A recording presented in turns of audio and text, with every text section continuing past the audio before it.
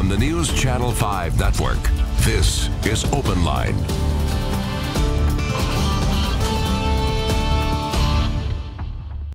Hello everyone, welcome to OpenLine. Interesting show tonight. We are talking about, once again, Confederate monuments. There's 70 Confederate monuments across the state of Tennessee. There are 37 in and around our county courthouses. So do they represent our history, or do they shine a light on a dark side of our past and represent hatred? Depends on where you are about how you feel about those monuments in many cases. We as a state will be debating what do we do going forward. In the state capitol, there is the bust of Nathan Bedford Forrest. The governor has said he thinks it's appropriate to take that monument down, put it in a museum.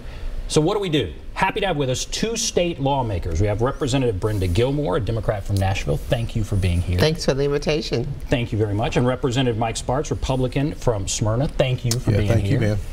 So I just want to ask each of you, where are you on this? When we start talking about monuments, Confederate monuments, where are you? And I'll start with you, Representative. Okay, well, again, I appreciate the opportunity to be here and to communicate with your listening audience. I would say that history should not be erased, and so we shouldn't whitewash it and pretend that it didn't happen. But for it to be in a public place, such as the state capitol, that's not the right place for it to be. That we should find a museum or a birthplace for them, or a cemetery, or some place that young people can continue to learn about the history and what it represents. But we shouldn't use public resources, public money, and put it in a public place.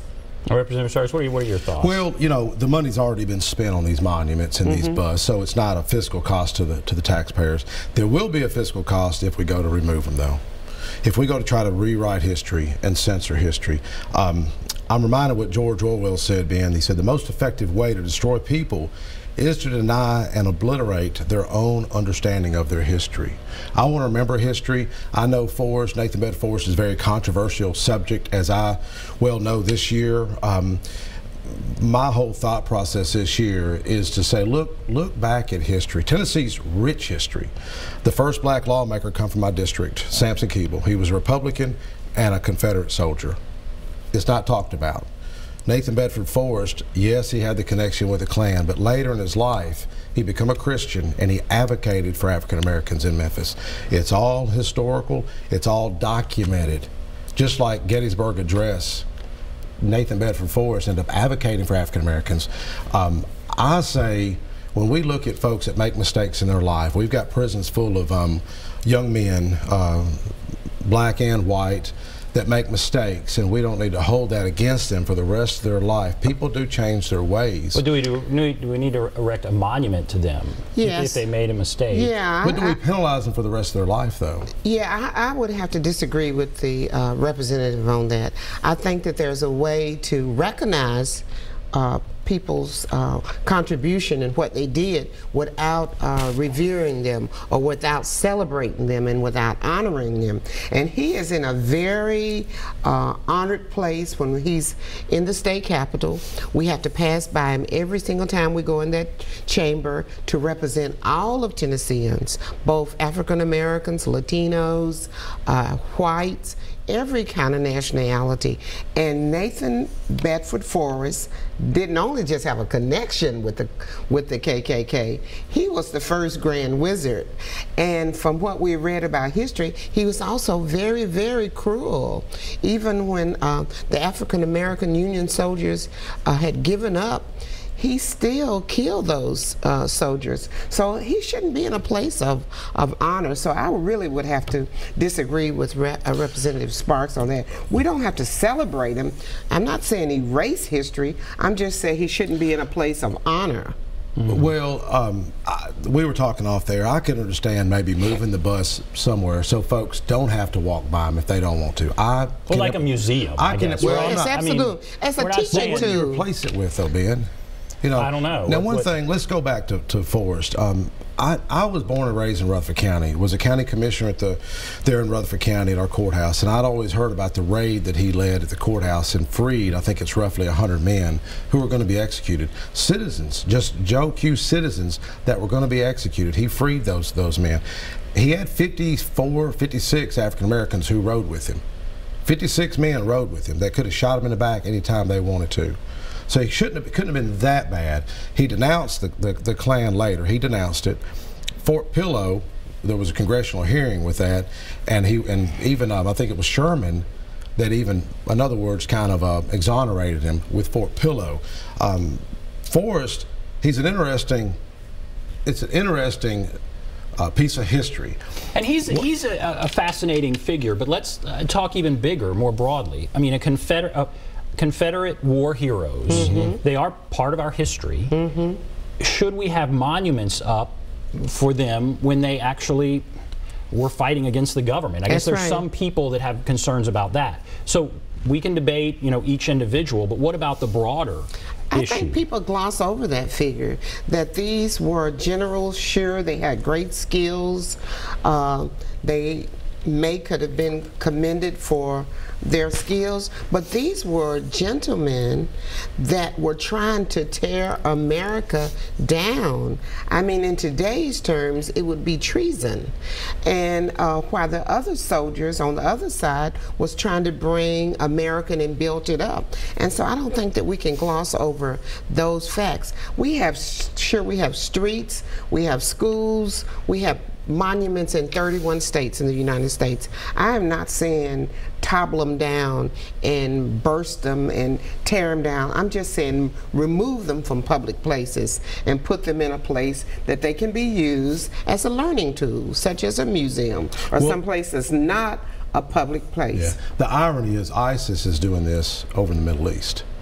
I mean, they're doing that in the Middle East, and it's kind of a strange parallel that we're seeing this movement that I'm saying has been created. This movement, because this whole session, the Black Caucus, with all due respect, this wasn't even mentioned this whole session. I never heard anything about it, and all of a sudden now we hear about it. So well, I think it's if it wasn't an issue, in January, February, March, or April, or May, all of a sudden it's an issue now. Well, I think it's always been an issue for years, probably for the last 50 years. But I don't think anybody brought up a piece of legislation. I think what is brought to the surface is what has happened in Virginia, when we saw Nazi, neo-Nazi, KKK people marching down the street saying that Jews will not replace us. I think all of this has brought it to the surface. And any time that there's a wrong or something that's unjust, there's always an appropriate time to talk about it. There's never a time that there's not appropriate for us to talk about it. And I think one of the other things too, Ben, that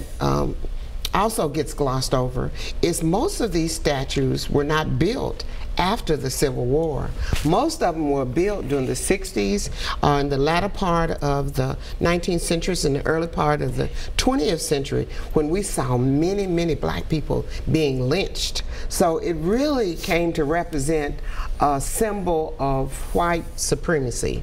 And so do we want those monuments to represent that? I would say no, that's not what America's about. We should be about love and about bringing people together. I'm with you. I like the quote that Dr. King had said when he said, "Darkness cannot drive out darkness, only light can drive out darkness. Hate cannot drive out hate, only love can do that." And that's where forgiveness comes in. Of course we can forgive them, we just don't have to celebrate them. Now, well, let me ask this. Now, obviously we heard President Trump and others, they say, okay, where does it stop? He said, okay, we take down these monuments with the Confederate war heroes, then do we go to Jefferson and Washington? Address that. I mean, what do you think there? I think those gentlemen also had slaves, and I'm not condoning it because they had slaves, but they were for trying to keep America together and trying to build America up. The Confederate generals that we have bust all over the United States, again in 31 states, they were the ones who were trying to tear America down. I mean, we're talking about patriotism. I love the flag and I love America, and I want to see it be strong and not to use a race as a divisive tool. And I believe that that's what those generals do. I think this is just being stirred up. I think you got paid protesters, and I think this is all orchestrated, because it wasn't an issue 2 or 3 months ago. It was not an issue this legislative session. So what happened down in Virginia? Are those paid people?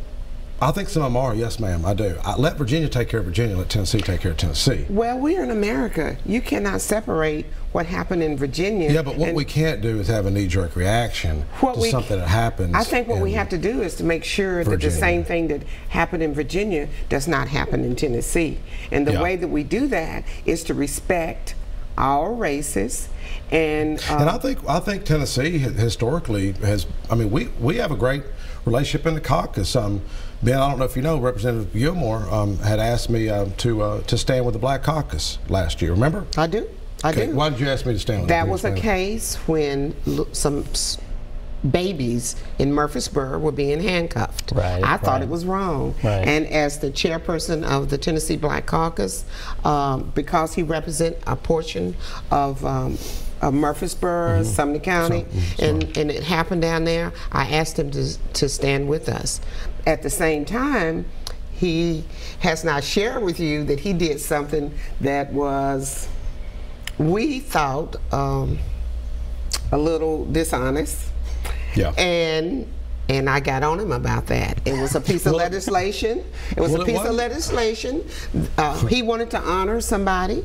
Sandra Keeble, the first black lawmaker. Through a resolution that had written about KKK, and we said no, we don't want to be a part of that. All right, we talk about history. It's all about interpretation. And that is true. It is all about interpretation. It's very difficult. And this is what he did. This is what he did. Tennessee's rich history. He started off talking about the first African American representative in the beginning, who was Republican, and he buried in the middle. No, I did not. No.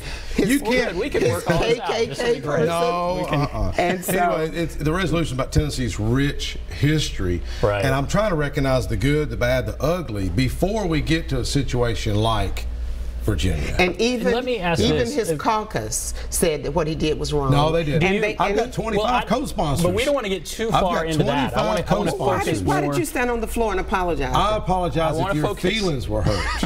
I want to focus more on this, but I appreciate that you all are working through this. This is good, and I want you all to get on the same page here. That's a positive thing. But do you see, I guess, Representative Sparks, I mean, you're saying this is a new thing, but do you see that some of these monuments could cause pain, or do you think that's not legitimate? I turned 50 this year, and I've never heard anybody ever complain about them. Oh yes, maybe it's because you had not been in the right places. We have freedom riders in Tennessee that protested. I don't know where you got that. Andrew Young, who was with Dr. King when he was assassinated, he was a former mayor of Atlanta, congressman, and UN ambassador. He's saying to leave the monuments alone. This was on NPR. I heard it this morning. Well, he can't speak for all black folks. No, but he was with Dr. King when he was assassinated. Absolutely. You can't get no bigger civil rights than this guy right here. That's right. But he's saying leave it alone. There are some civil rights leaders in Tennessee, in Nashville. In fact, some of them sent me an email and said, good luck. You know, we tried to do that when we were young, and we tried to get that bus removed, even the one that we see in other parts of Tennessee, and we were not successful. And they said, it's a tough one. But guess what? We have a ton of calls, so we're going to take down a break. Andrew Jackson. No. I mean, what's the difference? No, I'm not.